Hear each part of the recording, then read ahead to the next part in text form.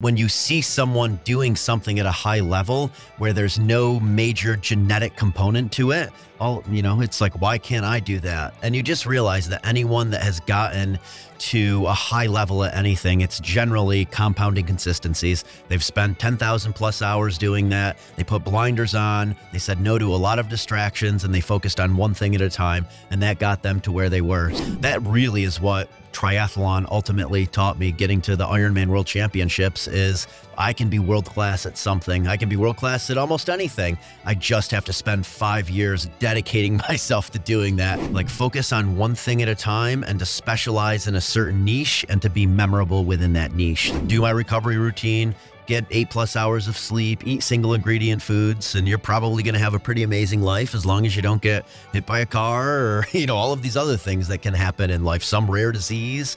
All of these things are risks that all of us face that we don't have a ton of control over. So yeah, from a general well-being standpoint, being world class for too long at anything is not going to serve you well for longevity. This is Decentralized Radio. I'm Tristan. And I'm Ryan. The goal of this podcast is to help educate you on how to live your most optimal life. We will host industry expert guests to shed light on topics that matter. We are not gurus, rather two individuals who have had to pave their own path to health and vitality, independent of the centralized systems that plague modern society.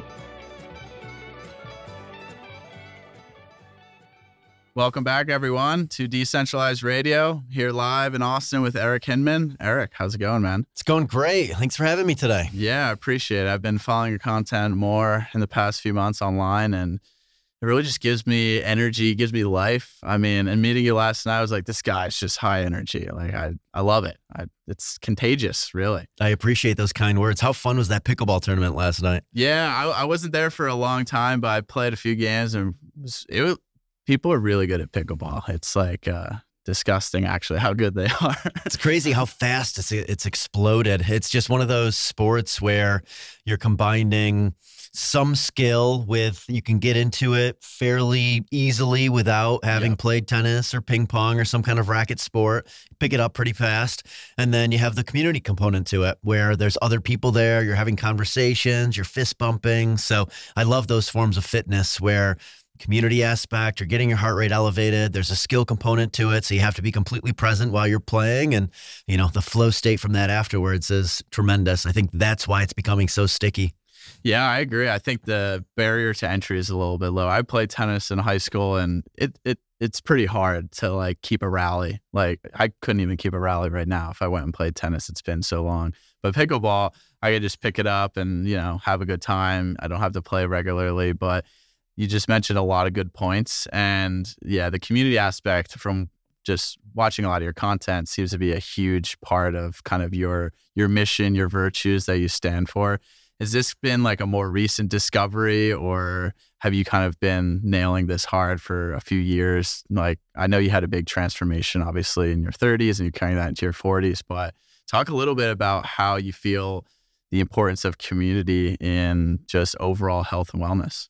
So I grew up an only child in a really small town, Pulaski, New York, on Lake Ontario. And I had friends over to my parents' house every single day to play ping pong, to play basketball. So I think at an early age, I realized how important having close friends were to me. And then went off to college. I played team sports as well. I played basketball, football. I ran cross country. I ran track. So I was always around people doing things that were uncomfortable in the moment. And then, you kind of bond afterwards. So went off to college, through massive parties, and I loved leaving people with this memory and this experience. And I also loved watching people form friendships from something that I cultivated. So that's carried over to now, where it's very much based around wellness the last 15 years. It started with triathlon and just training with people in triathlon and putting together big bike rides and big runs. And now, our homes are set up as these community social wellness houses where we have saunas and cold plunges, and our backyard in Denver is a full gym.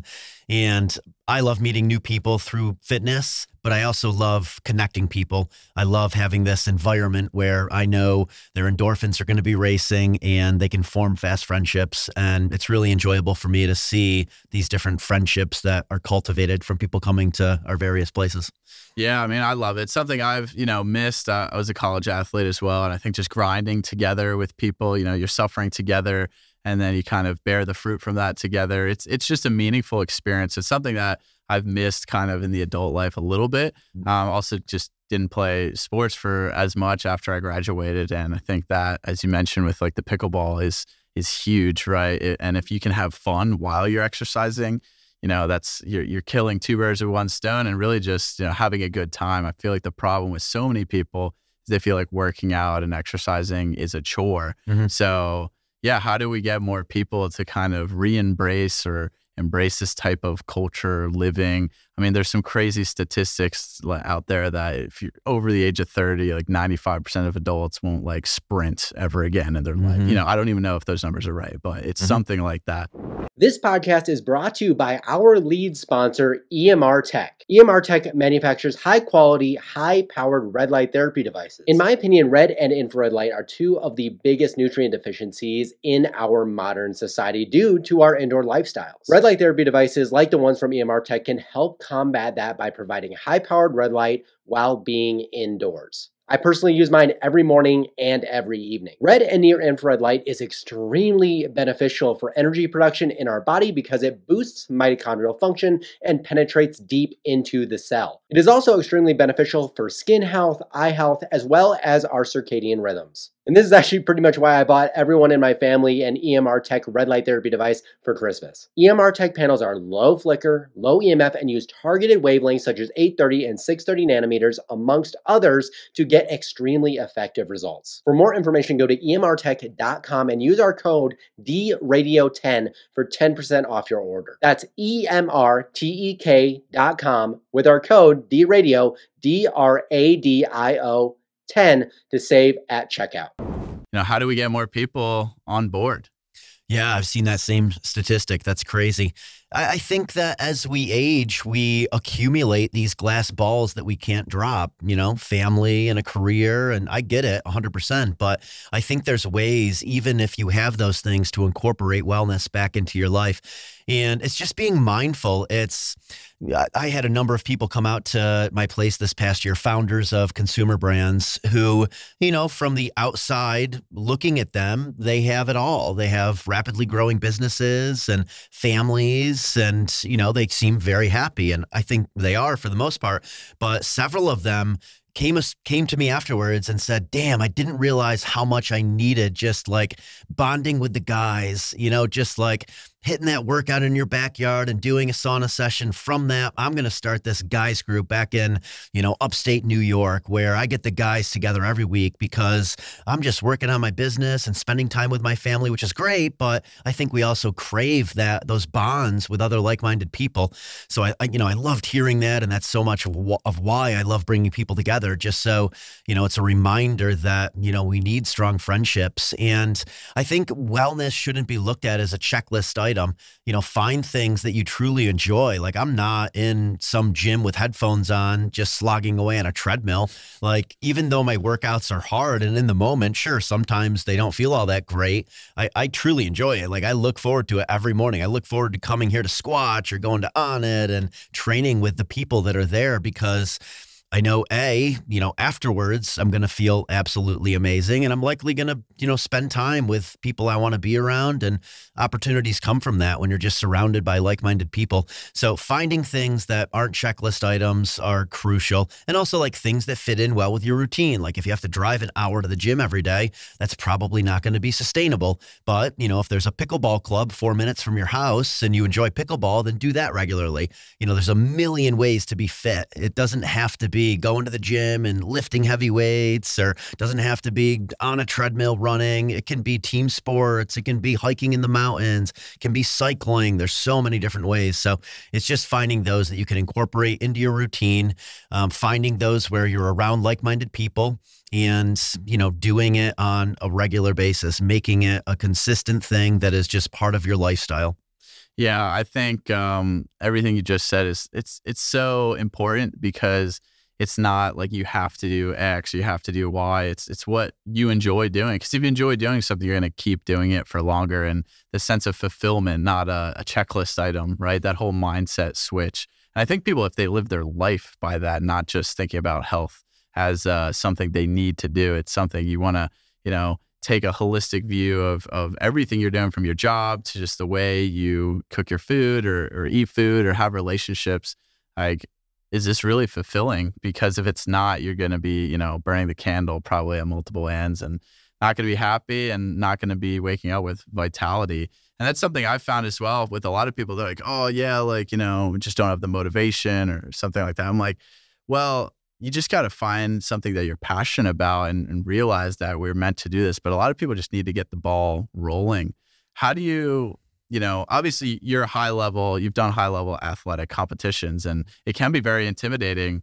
Some of the things say you're doing on Instagram or, competing. How do you market yourself to just, anybody who hasn't maybe worked out for years to kind of get into it? Yeah, I mean, I share my story. When I was 28 years old, I had a little gut and I was partying hard and I was driving 50,000 miles a year. So I was sitting a lot and I was eating Subway and Pizza Hut. I didn't have much of an education around how food was going to affect my energy levels and my mental clarity. So I was just really going through the motions during that time period. And I hired a personal trainer. And, I had some education around fitness, but certainly not CrossFit style training or, percentage work for strength training or anaerobic conditioning versus aerobic conditioning. I didn't know any of those things. So I hired a personal trainer, and through that personal trainer, it gave me the accountability, it gave me the structure, and it gave me the knowledge I needed to get back into shape. So I spent a year and a half going 4 to 5 days per week, 30 to 45-minute sessions with him. And he had me doing CrossFit before CrossFit was really a thing. I was doing complex lifts like squats, back squat, front squat, pressing movements, deadlifts.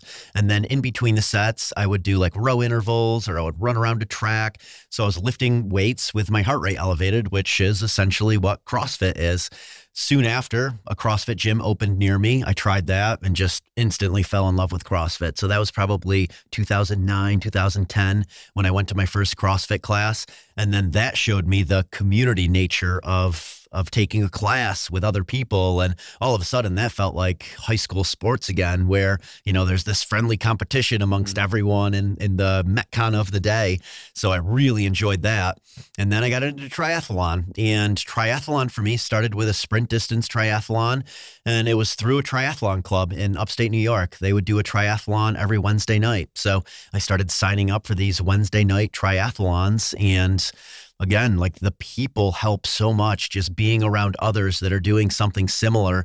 And when you see someone doing something at a high level where there's no major genetic component to it, it's like, why can't I do that? And you just realize that anyone that has gotten to a high level at anything, it's generally compounding consistencies. They've spent 10,000 plus hours doing that. They put blinders on. They said no to a lot of distractions, and they focused on one thing at a time. And that got them to where they were. So that really is what triathlon ultimately taught me. Getting to the Ironman World Championships is I can be world class at something. I can be world class at almost anything. I just have to spend 5 years dedicating myself to doing that, which that's hard.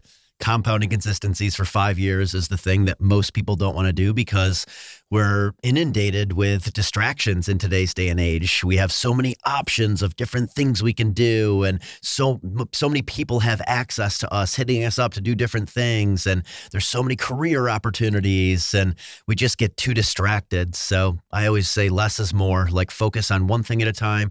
Know that you're going to write a lot of chapters in life, but it's best if you just focus on one chapter at a time. Yeah, I think I realized that as well. Sometimes it's easy to bite off more than you can chew and be doing 10 different projects at once and being pulled in many different directions. But what I was going to ask is, do you think that competitive, thirst that we have, especially as men, I think is really important to satisfy on like a regular basis? Because it's something that I realized. I did just a trail race this year. I didn't even train a lot for it, but it felt good to compete again. Obviously, younger, when you're playing sports all the time, I played sports in college, like, that's all you're doing. And it's kind of like, you want to talk about a natural testosterone booster is probably just like competing. And is that something you have thought about a lot? Do you think all men should really, and I'm not just so siloing this to just men, but I think it is even more important really for them. Yeah. I mean, I think there's a time and a place for competition with others. I certainly did that. I would be mad if I lost a basketball game. I'd be stoked if I won a basketball game. In the triathlon years, I wanted to get to Kona. That's what I thought about all the time. And I wanted to win my age group. That's what I thought about with a lot of the training. Now training for me is much more about just progression. I think progression is probably even more important than competing against others. Just feeling like you are incrementally pushing the ball forward, as opposed to like, I want to make as much money as that person so I can have all of those things, or I want to be as fast as that person. I think it's better just to focus on yourself, compete against yourself. And I think we all crave progression. Progression makes us feel like we're vibrant and we're alive. So that's what I look more towards now, is I just want progression in various things I'm interested in progressing in. I think it's good. I think it's really important to just judge your progression against yourself. But I also think when you're in a group of people, they do push you to do 100%. better. So it's like, get competitive in a group, but like, don't be a sore loser, and understand that, if someone who's been training for 5 years, you've been training for 5 weeks, like there's no competition there. Typically it's compounding proof of work, like you just said. But that environment, that's what I've realized just here around Austin, is that contagious energy can really, really push you to the limit. So now you've been working out in this space really consciously. I mean, you did the triathlons, you did CrossFit hard. What have you learned, throughout this journey? Like what have been your biggest gainers in terms of things now that are really beneficial for your health that you didn't, prioritize, you didn't think were as important, maybe in your early 30s when you're getting more into this? Yeah. I mean, I've learned so much. So just to make it understandable, like I focused on one thing for each year over the last 15 years. So where I am today has been just a series of progression of each of those different things. I didn't try and tackle all of them at once. So for example, one year was just really focusing on sleep, dabbling with different pre-sleep routines. One year was figuring out why I was running at a certain heart rate and biking at a certain heart rate, like understanding aerobic zone 2 training. The subsequent years closer to now have been more about strength training, just understanding percentages. Recovery was one of those things that, I've spent years tinkering with to figure out what works for me for recovery. So I think it's important to focus on one of those each time, and then, building blocks after. So exercise was the top of the food chain for me. That really is what set everything else in motion. So, getting that dialed in, understanding strength training, understanding aerobic conditioning, and understanding when to do each of those. During the Ironman years, I was way too far in one direction. I was very, very aerobically fit, but I could only back squat my body weight. I couldn't do that many pull-ups. I wasn't very strong. And I really ran myself into the ground during those years just with a high volume of running. And I didn't have exposure to the recovery routines that I do now back then. Towards the end of my Ironman years, I was starting to do infrared saunas, but I didn't do any of the cold plunging I do now, or the hot traditional saunas. I didn't have access to red light or laser therapy. Didn't have access to Normatec boots or any of those things during that time period. So now I incorporate a lot of recovery into my routine so I can back up my effort day in and day out. But for a general wellness standpoint, I very rarely wake up feeling smashed. Generally I'm training to a capacity that it gives me the energy I want, the mental clarity I want, the emotional well-being, but I can back it up again the next day. So what that looks like for me now is about 90 minutes of strength training and anaerobic conditioning, gymnastics, accessory work in the morning. Keep in mind, I'm training to try and get to the CrossFit Games in my age group. So, this is going to be overkill for general wellness. And then I'll do about 60 to 90 minutes of aerobic training, generally low impact training in the afternoon. So for example, I just finished a 75-minute bike ride before I got here. And for me, that kind of helps flush everything out. It keeps the blood flowing so I don't get sore, stiff, achy. 240. And again, I can back it up again the next day.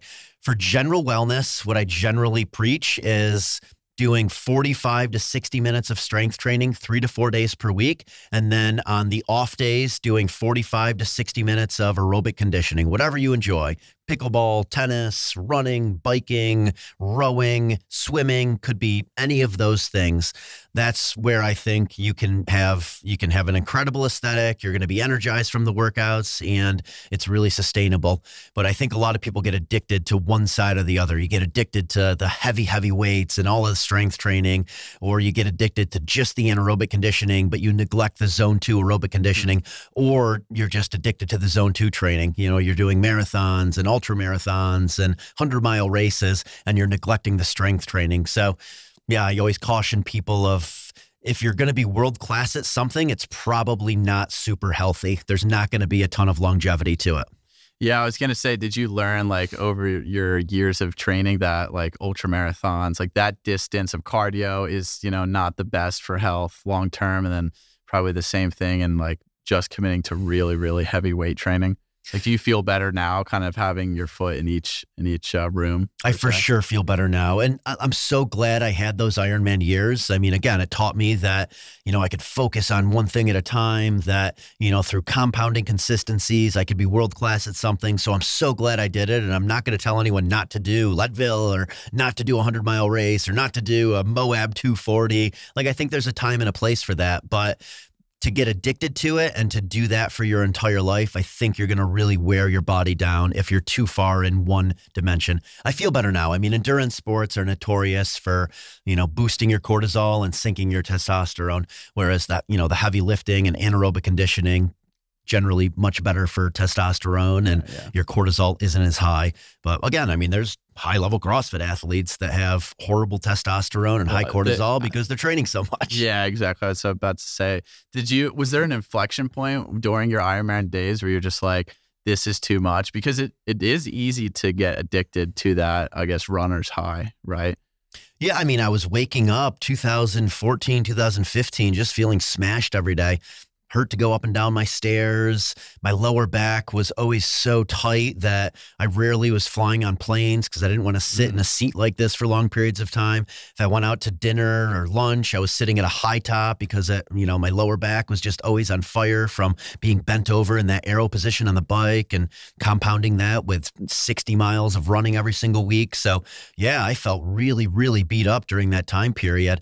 And it wasn't until 2017 when I started the recovery routine that I do now of contrast therapy, going from hot saunas or a hot tub into a cold plunge and doing multiple rounds of that I started to get back to feeling good again. And I'm like, oh, wow, I really was smashed during those years. And, you know, now I feel fresh again. I'm not waking up feeling achy, and I can sit in a normal chair again without my lower back being on fire. So yeah, those years, and you don't really realize it when you're training at that level. You just think it's normal to be sore and achy all the time. So yeah, that was a major aha moment for me when I started doing the contrast therapy, and a lot of those aches and pains started to go away. And giving up running, not running much more than 20 miles a week, that really helped me a ton. It's just so tough. If you're doing CrossFit and running 30 plus miles a week, it's just so much impact. I'm 43, you know, you can probably get away with it in your 20s and early 30s. But, you know, in my 40s now, I feel pretty smashed if I run much more than 20 miles a week and continue doing the CrossFit training that I'm doing now. Yeah, I bet. What is your cold, hot therapy sessions look like? You doing this pre-workout, post-workout, off days, all days? Run me through it. I do it every single day. So around 5 p.m. That's just when it works with my schedule. That's when I can do it with others. When someone messages me on social media and wants to meet up, I invite them to come over in sauna. So that's where I take almost all of my meetings. And the typical routine is 3 rounds, about 20 minutes in a 200-degree sauna, and 3 to 5 minutes in an ice barrel at 40 to 50 degrees. The temperature ranges just based on how much ice I got or how many people are going in and out of it when friends are coming over to do it with me. That has just worked wonders for me. It's probably the most instrumental thing I've implemented into my routine in the last 6 years. and not only the physical benefits, like the mental benefits, the emotional benefits, the stress resilience benefits, the building your immune system benefits. There's so many to it. And obviously there's science around it. And, we can talk about that. But for me, all of these things are very feeling based. Like if I feel really good after doing something and there's no consequences from it, then I'm all in. I'm going to keep doing that. Whereas drugs and alcohol, like, is the feeling good from it? Sure. But there's massive consequences to it. So I look at a lot of the things I do is just that. Like, am I going to feel good after? And are there going to be no consequences? And is there this snowball effect in the right direction from doing it? Like the contrast therapy, I'm going to sleep better at night. I'm burning more calories by doing it. So there's all of these compound benefits from doing it. And like during the Ironman years, I was abusing exercise. I was using exercise to continually fuel my high, fueling my energy, fueling my mental clarity, but like physically smashing myself into the ground. So now implementing this recovery routine, I get that same feeling, that same endorphin rush, but I feel re-energized afterwards. I feel refreshed afterwards. My nervous system feels replenished afterwards. Yeah, I mean, it's so great. I haven't done a ton of contrast like directly like that since I've been in Europe. I've done in Austria right after skiing, sauna into cold tub into sauna, and then in Finland where you jump in like the freezing cold lake, the frozen lake. And I mean, yeah, I don't think there's anything better than that. And especially when the sauna's really cranked up. If you're a health conscious food consumer who's also very active, you know how big of a struggle it is to find a bar that is both convenient and nutrient dense.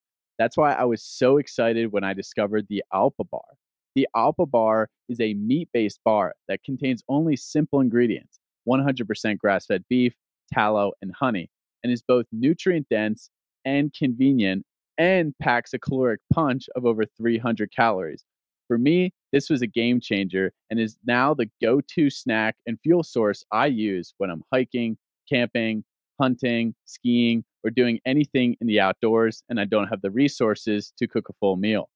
The Alpa Bar is made proudly in Colorado and only uses locally sourced meat. JJ and Rob are also extremely based and accept Bitcoin for payment. I highly recommend you check out the Alpa Bar for any time you need a nutrient-dense and convenient snack on the go. Check them out at eatalpa.com and use code DRadio5 at checkout to get a 5% discount. And if you pay in Bitcoin, you can get an additional discount on top of that. That's eataupa.com and use code DRadio5 at checkout. I can't wait to have that somewhere. Right now, I got a river and hot springs in Wyoming, which is pretty good. That's the best. I mean, it's pretty damn good, but I do like saunas better than the hot springs, I would say. They're kind of... not just hotter. Yeah, it's hotter, but yeah, it's something that just like really is a staple, I think, for a lot of folks in the health space now, and I love it. And you talked about alcohol and drugs, and it's like you're swapping, right? Like those things, they make you feel good in the moment and they feel like shit afterwards, whereas cold and heat therapy or sauna, hot springs, they're tough in the moment, but then afterwards you feel incredible. And I think that's that mindset shift that a lot of people need to have, to realize like a little bit of suffering is going to make you feel so much better afterwards. Can't agree more. I mean, I always talk about having a sauna on every street corner in America instead of a bar on every street corner in America. I mean, for me, that's my bonding time. That's where I meet people. That's where I have flow state conversations with people. That's where friends are introduced to other friends and new friends. So it scratches that same itch that you get with the bar. Like a bar is a social setting. Like you go there, you want to meet people, you want to hang with your buddies, you want to make some memories. And I found that you can have that even enhanced by doing it with contrast therapy. And I mean, you're completely present with the people you're with when you're in the sauna, because your phone is going to overheat in 3 minutes. So, there's that element to it as well, where you're not distracted. You're not distracted by big crowds. You're not distracted by loud music. You're just in this captive environment with your endorphins racing from the heat and the cold. And I've had some of the best conversations and formed some of the deepest bonds in saunas. And I mean, my favorite setting is a wood burning sauna right next to a cold stream and going back and forth from the wood burning sauna into that 34-degree moving stream. That the is moving epic. water is tough. It's so tough. I love that. Yeah. Do you ban cell phones in your sauna at your house? Like it's not allowed? I don't ban them, but the sauna kind of bans them on their own because, again, they're going to overheat in 3 minutes if you have it up by your face. Yeah. So we'll bring phones in just to shoot a quick video in there and to play music in there. But yeah, no one is generally on their phone when they're in the sauna. Well, that's why I had to leave like the commercial gym space in Salt Lake City, because you go into the sauna, people are playing music like that, or they're on their phone, like literally talking to someone, or it's just, it's not present really. And if you're doing something deliberate, that's totally different. But yeah, I wasn't a fan of that. But the cold stream, the moving water is really tough. And I'm excited to go back. I haven't really gotten super cold. I jumped in the Squatch cold plunge yesterday. I was like, damn, this is pretty cold. It's real cold. My cold tolerance is weak. Have you noticed like how your cold tolerance has just skyrocketed from doing that? And I think you were jumping around in the snow before you came here in Colorado, right? I was, yeah. Yes, I have. And lately, my tolerance has gone down because I haven't been staying in as long.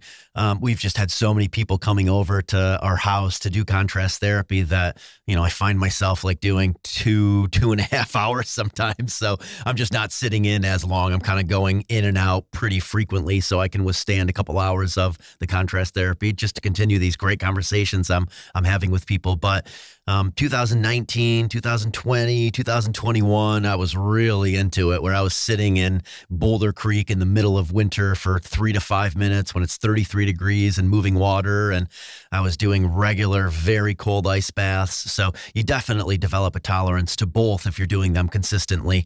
I'll sometimes though, like take a little time off, or I'll do a hot Epsom salt bath instead of a hot sauna, because you do start to get acclimatized to it, so that, you have to stay in longer, and it's nice to be able to not be super acclimatized to it so that you don't have to stay in as long and get those same benefits and the same feeling from it.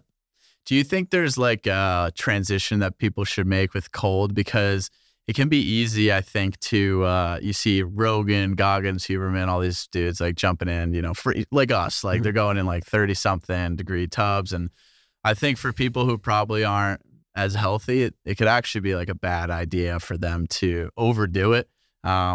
Have you experienced that, or do you have any recommendations for how people to build up to that maybe? Yeah, I mean, look at a marathon. You don't just run a marathon or, a CrossFit workout. You don't just jump into some crazy CrossFit workout with no CrossFit background. So, I mean, cold exposure is the same in ways. I mean, can a newbie jump into a cold stream and be completely fine? Yes. But a newbie probably is going to get a hell of a lot colder a lot quicker than someone who's been doing it for a while. So, it really is just judging yourself. When you start to shiver, like you got the benefits of the cold, that could be 50-degree water for 2 minutes and you start shivering. Great, you got the benefits. And in a sauna, same thing. If it's a 180 and in 15 minutes you feel really uncomfortable and you're sweating profusely, you probably got some massive benefit from that. So it's really just figuring out on your own, like, when am I uncomfortable and when should I transition out of one and into the next one. Yeah, I mean, I've built up quite a heat tolerance because I do sauna a ton, but my cold tolerance is down now. So I was in that same ice bath you were in today at Squatch, and I was only in there for about a minute, and I was pretty damn cold from it. I mean, they have 6 inches of ice in that, and you check the temperature, and it's like 32.1 degrees. It's really cold.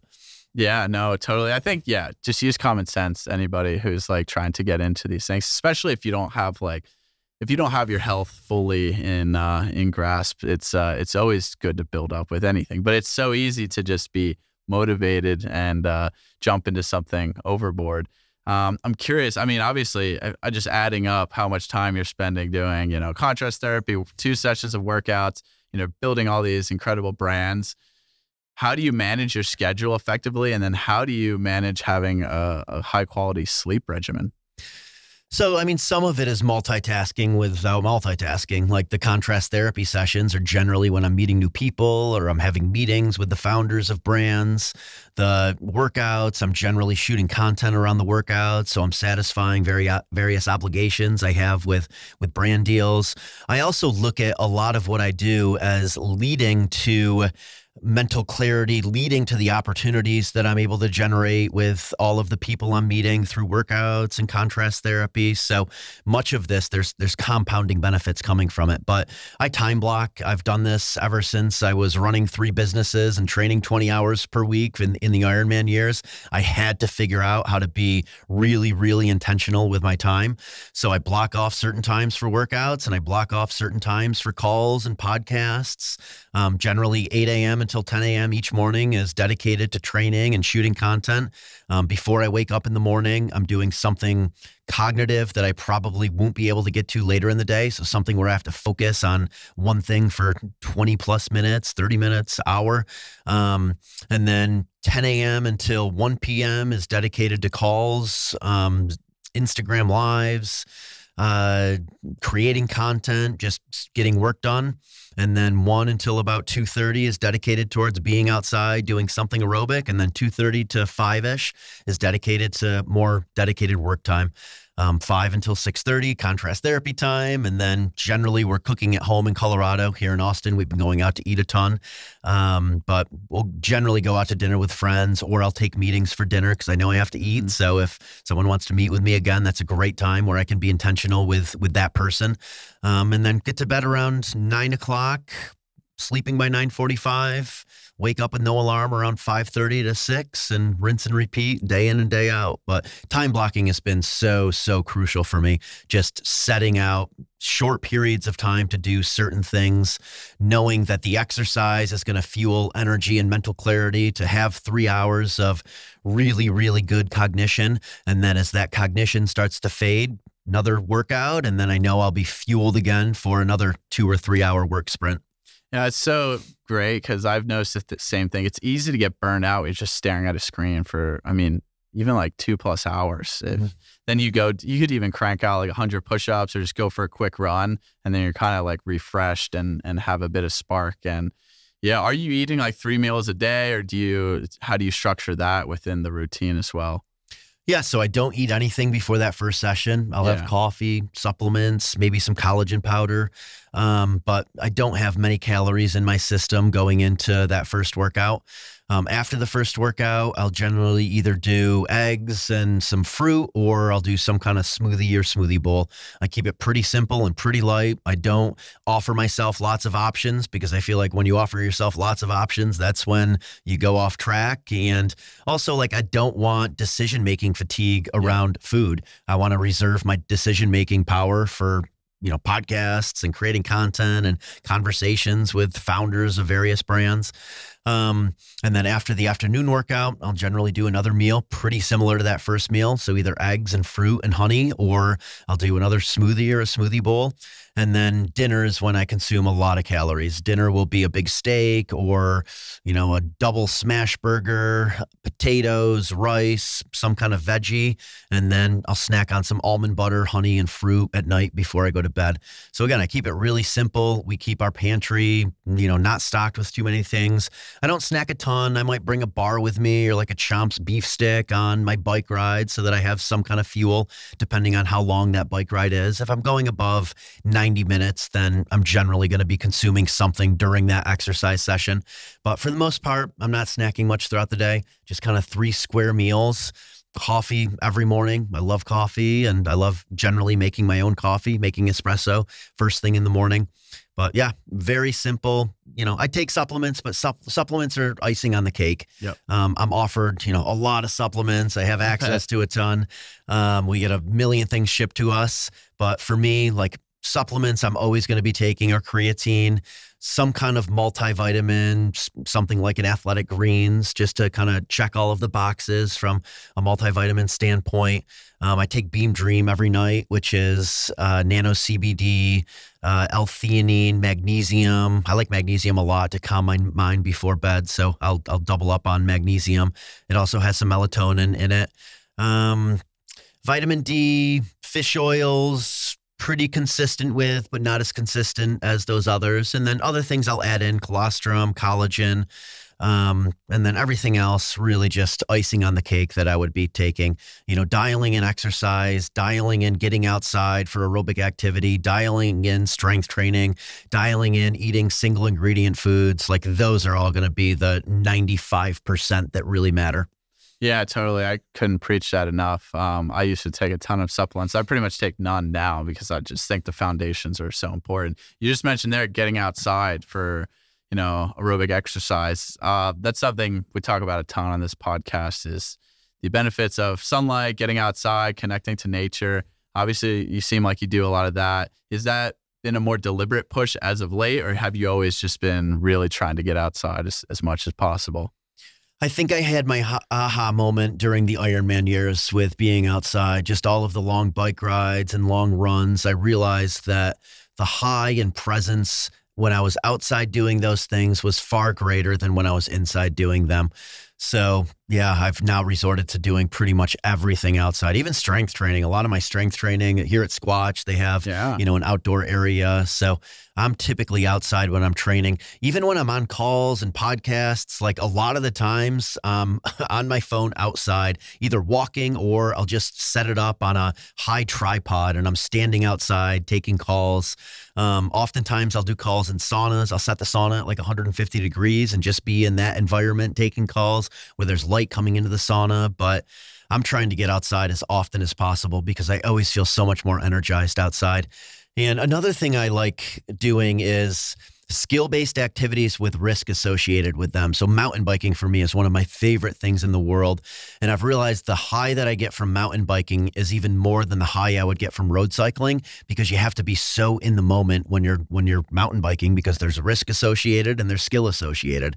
Rock climbing, same thing. Even if my heart rate isn't super elevated from the exercise, like I am so present when I'm rock climbing because there's so much risk involved with it. So I love doing these risk-based activities with skill involved over non-risk activities with no skill involved. So I agree. I think the neural proprioception there too. I mean, I get that from like skiing and hiking, some, what people would say would be risky things. It's so fun. I haven't gotten to mountain biking because I know I would love it too much and I just don't have time for mountain bike. I'm gonna stick to mountaineering, but it's so fun too. I just think it's more fun. And then you kind of like, you're a little scared in the moment and then you're like, yeah, that was badass. Like that, you accomplished that or you went over some sketchy spot. And yeah, I mean, it just comes back to having fun, I think, while moving. But yeah, it's funny because so many people are told the opposite in terms of outdoors. And well, people say go outside, but then they also tell you, I'm talking about the centralized like paradigm we live in, that the sun is bad for you, put on sunscreen, wear sunglasses all the time and,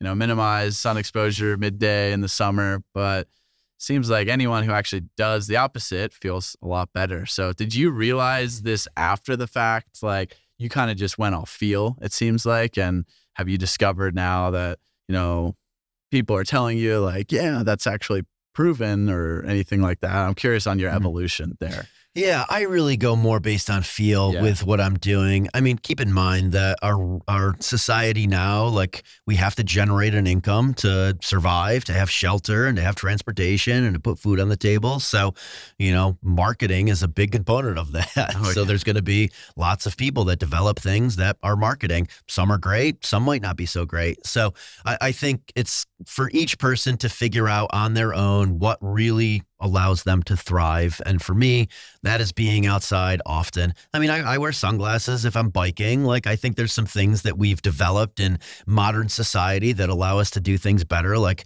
if I'm getting wind in my eyes. Well, I think if you're biking, you have to. Yeah, exactly. I don't want bugs in my eye. Yeah. But generally, I'm not wearing sunglasses. If I'm just driving in a car with a windshield or if I'm out talking on the phone, I'm not wearing sunglasses. So I do try to get sunlight through my eyes. But I think getting sunlight on your skin, for me, is super important. I mean, I feel so energized when I'm out there in nature. And I mean, obviously you don't want to get burned, but I'm oftentimes in a forest mountain biking. So I'm kind of going in and out of shade, sunlight. So, unless I'm in the desert where it's completely exposed, I rarely am putting sunscreen on, but I'm also not getting burned. I'm getting enough sun, so I get a little color on my skin, but I'm not out there just like laying in the sun for 2 hours to get completely burned either. Yeah. I love it because, we've taken a deep dive into the science of all this stuff on this podcast, and that's where I geek out. But, you take this simple approach is like, yeah, I just do what makes me feel good. And then I just do that hard. But most people are so disconnected. They're like, they're afraid to take that first step. And there's so much social programming. And like you said, marketing out there, it's tough, but, give this a shot and then you'll see how you feel, right? Like you're not going to know until you try it. So it's, the outdoors for me is so huge. And, I'm excited to, have the winter, but then the summers in the mountains are special. How do you feel like in the mountains compared? I mean, you grew up in upstate New York. I grew up in New Jersey. I went to school in Rochester, actually. So not probably too far away from you. But I came out west to the mountains and, it's hard to leave an area like that. And I'm curious your perspective on being out in nature, like really out there. Yeah, I mean, the first time I went to Colorado back in 2017, I just felt so alive.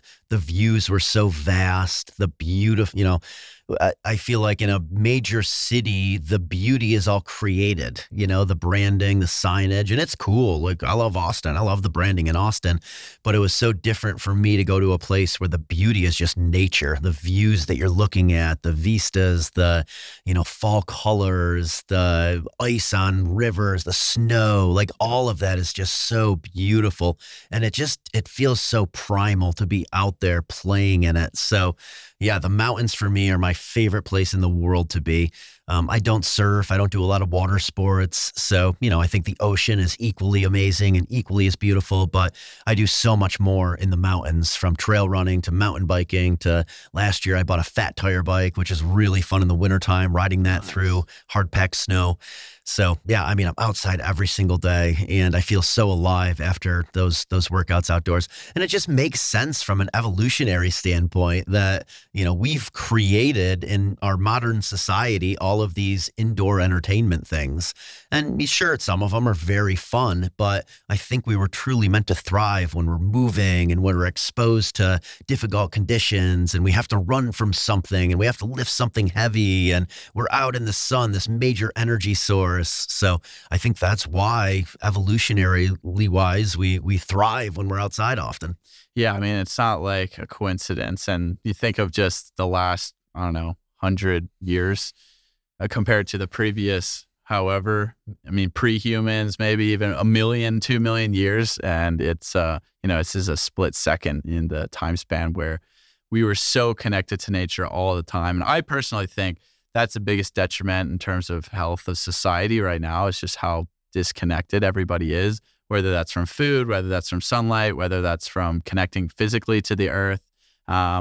It's all of the things. And now you just feel good too when you go outside, right? Like you feel more energized, but you also feel happy and fulfilled. It's something that it takes a new perspective of life. Like you're like, wow, how grateful am I to be in this beautiful world? And there's even studies that show like just being in a forest, like the smells, the aromas are lighting up our brain and things like that. And it's really cool to me. And I just realized as well, like I had one too many concussions 5 years ago. And then I realized the more time I spent in nature, the better I felt. And now I'm diving into the science about why that's true. But again, you don't need to know the science. Like just go outside and embrace it and guarantee you'll feel better. Mm-hmm.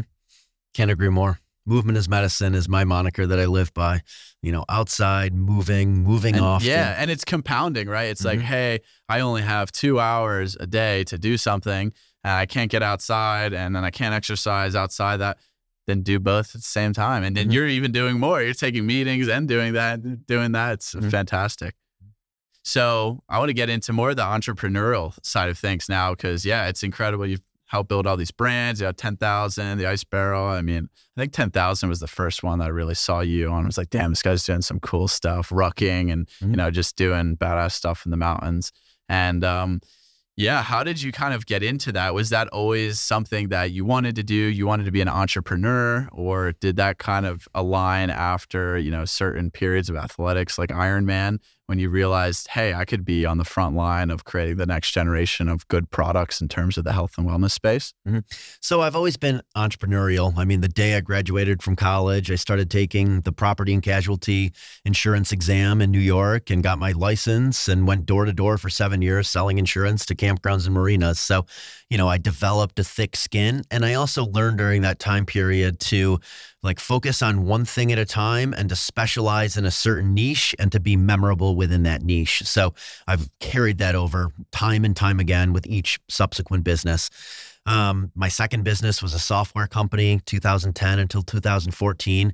I was a partner in a company called Rounded. We were building mobile applications early in the app revolution and partnered with some incredibly talented Syracuse University students who were doing a lot of the design and coding. And then 2013, I opened a gym in upstate New York called Urban Life Athletics. Through that gym, I met my business partner in several restaurants that I co-founded, which were essentially experiences that I had had at restaurants in LA and New York City that I wanted to bring to Syracuse, New York. So together we conceptualized them. They're called Original Grain and Exo Taco. And with each business, they became more and more passion projects and doing business with friends, doing business with people I really wanted to be around. And I wanted it to be a friendship as much as I wanted it to be a business relationship. Through Ironman, started developing a following on social media, just sharing all of the content around how I was training and eating and recovering and how I was balancing that with managing multiple businesses during that time period. And, over time, I realized I could offer so much more to brands that were reaching out to me saying, hey, can you post this picture and we'll pay you $100? And I'm like, yeah, that's cool. I'll definitely do that. But I feel like I can offer a hell of a lot more.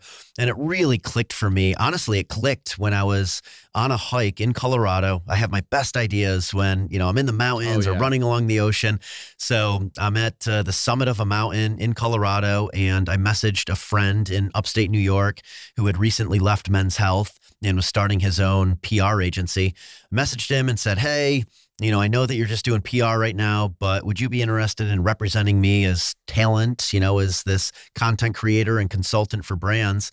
I think I can bring you a bunch of business because all of these brands reaching out to me need PR. And I think you can help me kind of negotiate deals because I have no idea what my value is in working with these different brands that are reaching out. This was early in the heyday of influencer marketing in 2017. So, he started representing me and just put a value on me that is much higher than I would have ever put the value on myself. And over the last 5 years, they've really turned into more consulting type agreements where I'm helping these brands build out ambassador programs. I'm helping them raise money. Most of the brands I'm working with, I've invested money in. I'm introducing them to friends similar to me, thought leaders, influencers, wellness creators in this same space. I'm connecting people behind the scenes all day long. I love connecting people. I've always loved connecting people. So I'm just kind of playing matchmaker with, I think this person could add value for this person, and, two-way street where that person will add value for that person. And then tons of events, putting on events at this point pretty much every single day, pickleball tournaments and rucks and workouts and contrast therapy at our house, which has just kind of become this open invite, come over and just sauna with whoever's here at the house tonight and, take a swag bag. You'll get to try all of these cool new brands I'm working with. And I've always been a whore for good marketing. I love marketing. I love cool branding. I love entrepreneurship. So, I really, really get along with entrepreneurs really well. So I like just playing in that pond with creators, people that are, thinking 5-10 years ahead and creating products to, solve those problems that kind of mainstream America is going to be exposed to 5 years from now, like HVMN and ketones. I think that's an amazing product. It's still, the early adopters and the endurance athletes that are using it. But, 5-10 years from now, I think that replaces 5-Hour Energy, and that's in every single gas station across the country. So those are the type of brands I like working with, where I just feel like the The operator is an incredible operator. He's built an amazing team. I love the product. I feel like I can add a ton of ROI for an early stage company with, exposing them to my audience, but also introducing them to other people that have audiences. And then just like guerrilla marketing, tons of in-person events where we're literally getting product in people's mouths by, sharing it in these community workout settings. So yeah, that formula has worked over and over again for all of the brands that I work with. Well, you had a lot of key points in there that I think is important takeaways if you do want to start a business. And that's, passion projects, believing in a product. Something I've realized is that I have no point of starting a business or going into business with someone if I'm not going to actually believe in the product like myself. Because if I'm not going to use it, if I don't see the value in it, I'm going to do a shit job at marketing it. And then, going into business with your friends or like-minded individuals. I think that's a fantastic and probably under-discussed aspect of it, because people often, talk about how business can ruin friendships. But if you have the right bond, the right people, you can go so much further together. And then the connection piece is, connecting the network, I guess, the greater network. You're so much better together. And it's, even though it might seem like a competition, there's so much market space. Like, we're such a small, like you're talking 5 Hour Energy, even if you have a couple ketone brands, that you guys are peanuts compared to the big boys in the centralized world. So if someone is starting, a business, say in the health and wellness space, what are some recommended tips to kind of just get off the ground, do you think?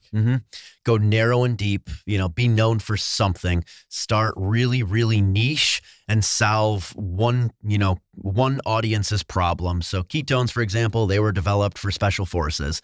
And now, a lot of elite endurance athletes are taking them. And eventually, I think they're going to be that 5 Hour Energy that's at convenience stores. But they didn't go after that market first. They focused on one market, solved that problem, and then moved on to a next market. And that way, word spreads rapidly amongst that audience. So I think that's something I've learned along the way, is just like understand who your audience is and really make something that solves their problems. Be memorable. That is something that I always talk about. Be super, super memorable. Like, our homes set up as these community social wellness houses. It's memorable. Someone comes over to our house, they get to meet a bunch of people. They have this amazing contrast therapy session. They leave with a swag bag, all of these new brands, new friends. Like, that's super memorable. And, having now done this for 15 years, I realized that like occupying a really, really small fraction of a lot of people's minds generates so many opportunities back to you.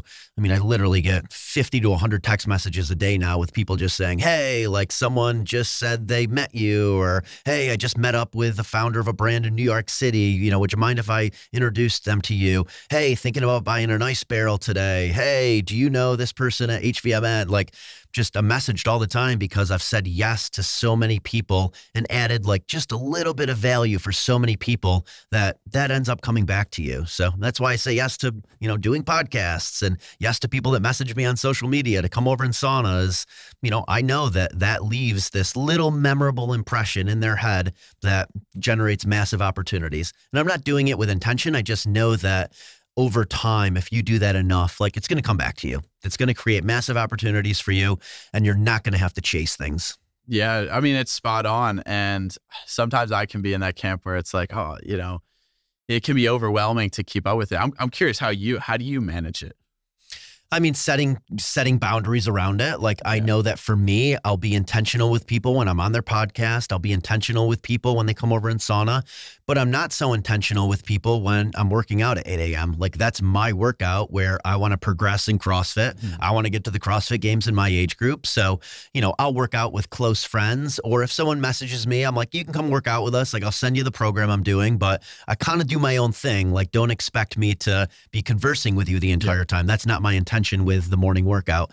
But if you want to come over in sauna at 5 p.m., we'll have a great conversation, and I'll be completely intentional with giving you all of my energy. I mean, I'm fortunate that I have a following on social media that was built through sharing my life and sharing things I do. So the majority of the people that reach out to me are just like-minded people. I don't have it from fame or being on some TV show or any kind of massive accolades. It's really just from, sharing my story. So the majority of the people that message me, I'm like, I want to meet them. I want to hang out with you because we're like-minded people. And, you're looking into getting into cold exposure. Like, let's chat about it. Come over and do it. Like, I'll show you what it's like so that you can adopt it and you can continue sharing that message of things that I think benefit us so much. But yeah, it's just being intentional with it. Again, time blocking, having certain times for when you're going to take calls, when you're going to say yes to things.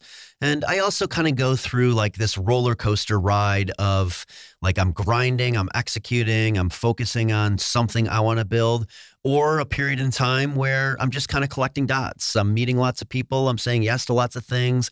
I'm going to places where chance encounters can occur. And I know that that's just a dot collection phase so that eventually I can make something of all those dots and form something from it.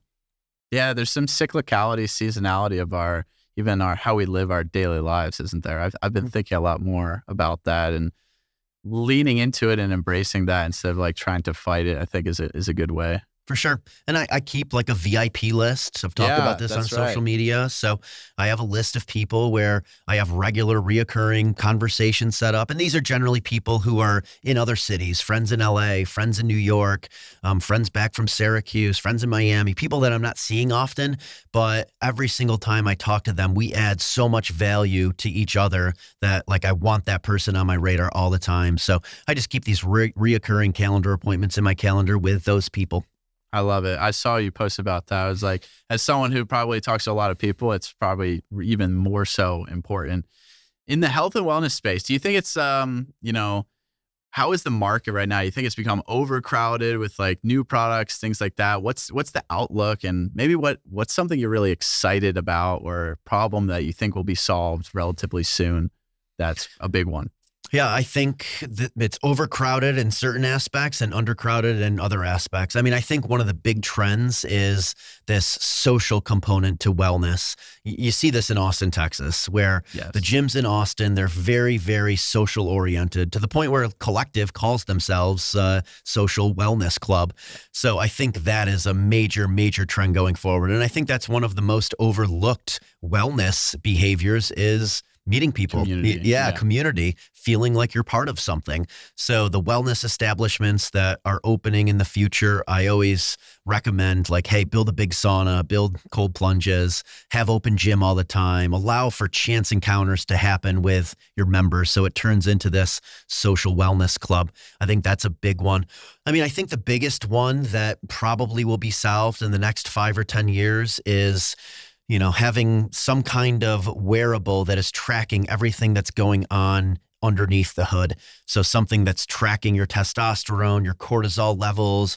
Hey, Eric, you're deficient in vitamin D right now. Hey, Eric, you have too much iron. Hey, Eric, you've overtrained because your cortisol levels are this high and your testosterone has dipped the last month. So, I think we'll have like a continuous glucose monitor, but it's going to be monitoring our blood and it's going to be telling us what biomarkers are going on based on our lifestyle choices. So, you eat a meal, it instantly is like, hey, you're sensitive to sweet potatoes. Don't do that again.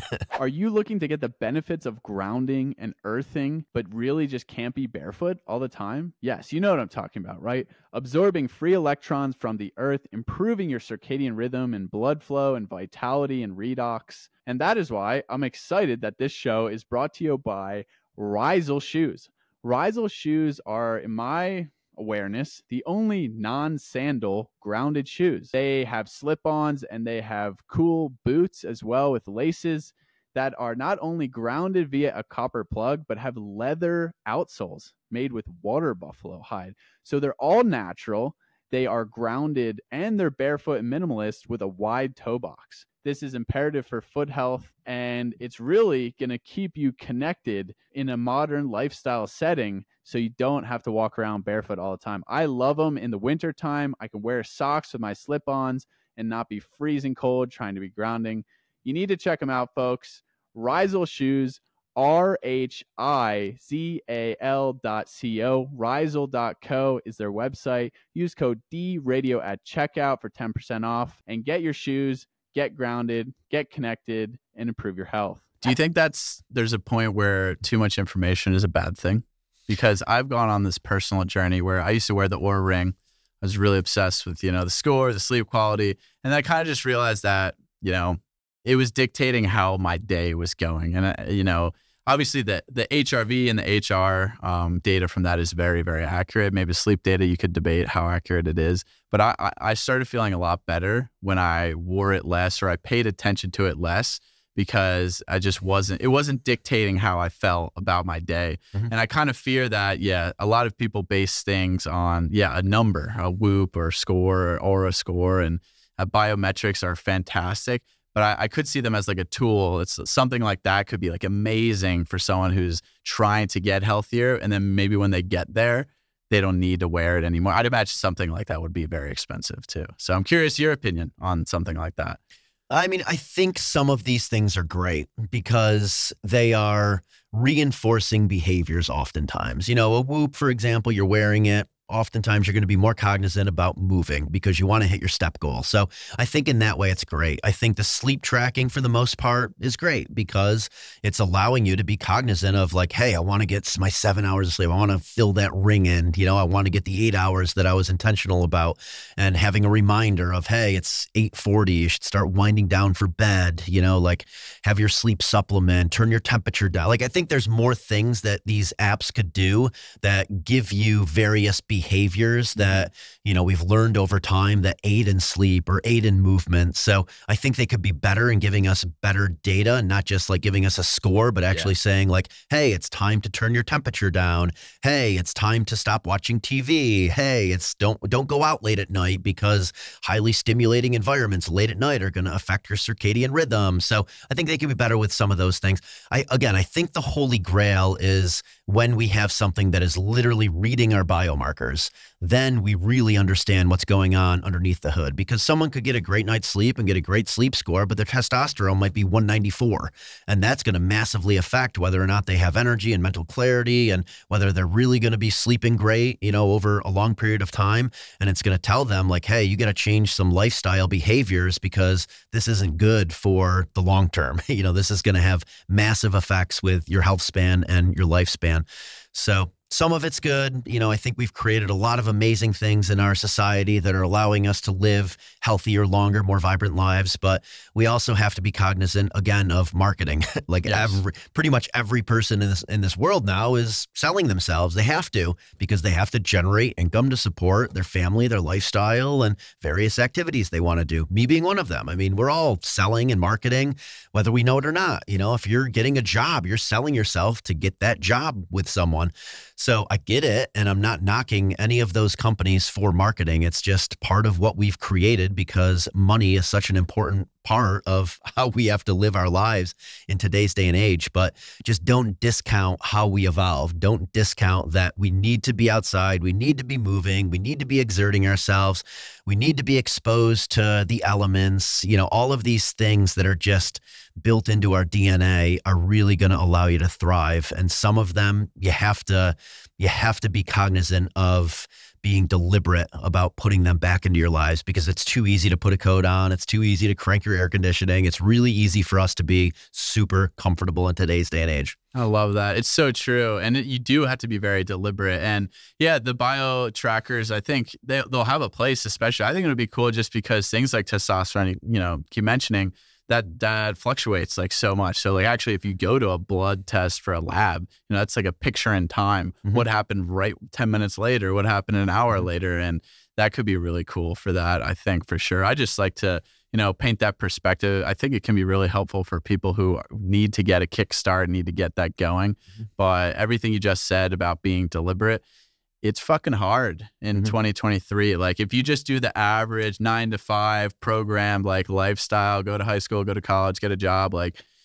you're probably not going to be doing too hot unless you're very, very deliberate about it. And that's why I think the community piece is so huge, because then those people can uplift you, and then you it can be very isolating depending what friend group you came from to be deliberate about it. I'm definitely guilty of being the biggest weirdo in my friend group, my family, and, pursuing all these things. And then you come here, you're like, oh, just one of the other, tens of hundreds of people doing the same thing. And then you just feel like, this is the right movement. This is strong. And we are going to be the ones that, are going to win at the end and really support the next generation to make the world a better place. And maybe I wanted to ask, your training in general about health, you're in your 40s. Do you start thinking more about longevity over performance? Like how has that evolved? Because you're still training for CrossFit, right? And I know folks like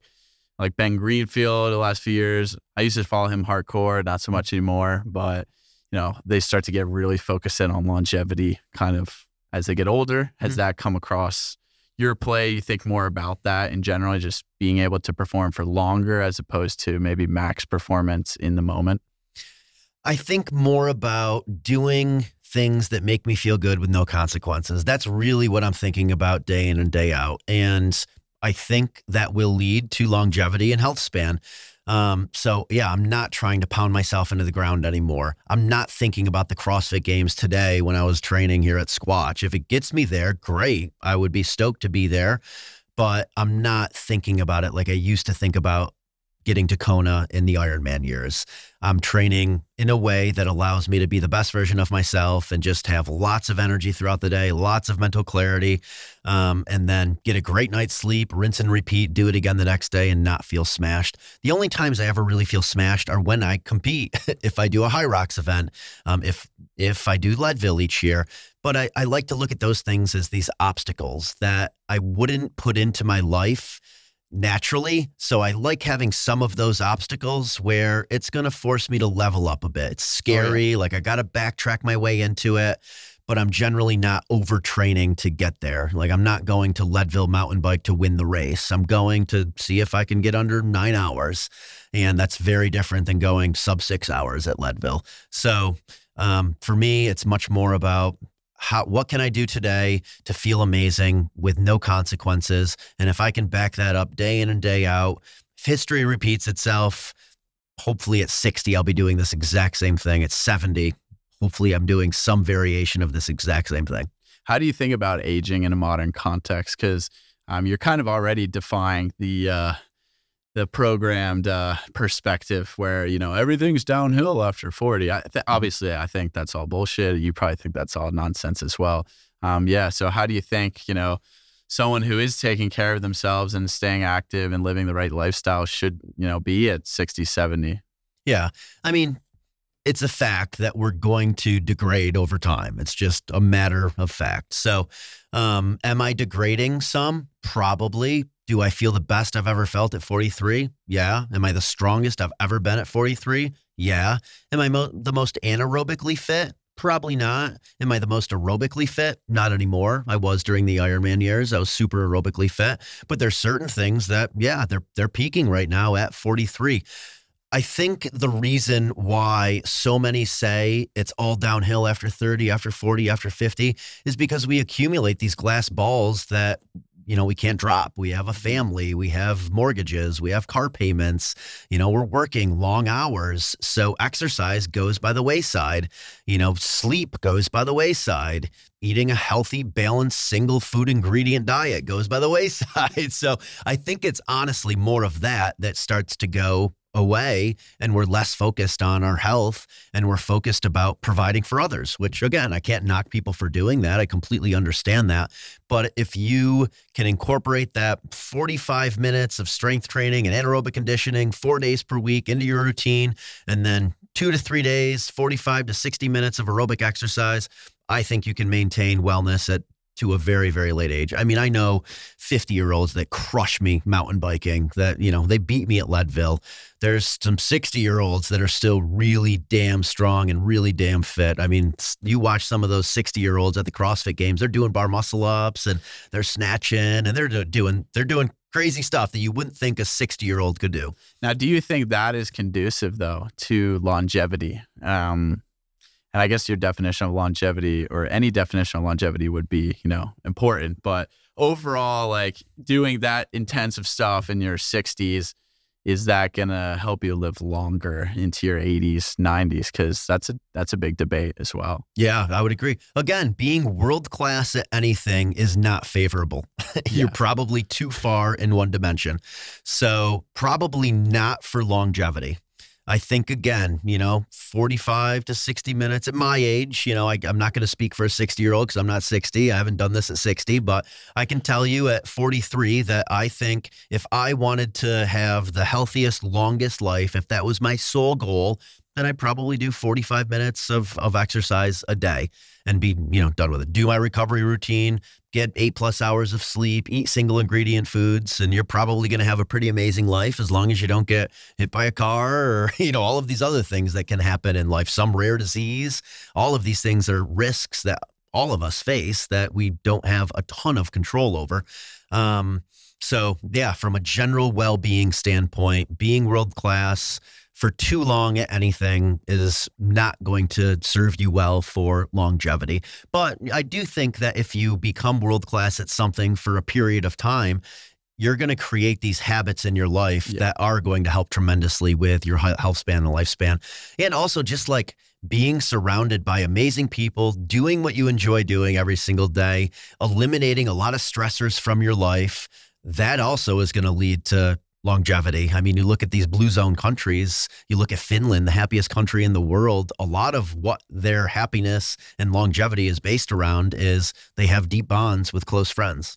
Yeah, I think those are the takeaways from like the blue zones, not all the other nonsense they talk about. But it's so true. It's like, what is longevity? Is it just a number? Is it actually, the way I think about it is I just want to do the things I love with the people I love for as long as possible. Mm-hmm. And to me, that's, maybe hiking a mountain. And I want to do that with my children someday. I want to do that with my grandkids. I want to do that with people way younger than me when I'm way older. I want to do that with people that are older than me now. I think that's really what it's about. And that can conflate kind of what you do. And I think this modern, world we live in, people just think like they have to go to the gym, and then that relationship is just severed, and then they suffer kind of this victim mentality.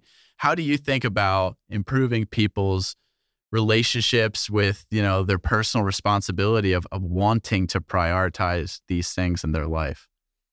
So, I mean, I think the wealthiest you can be is just racking up perfect days. I think that answers your question of like health span and lifespan. Yeah. Like he or she who dies with the most perfect days, they won.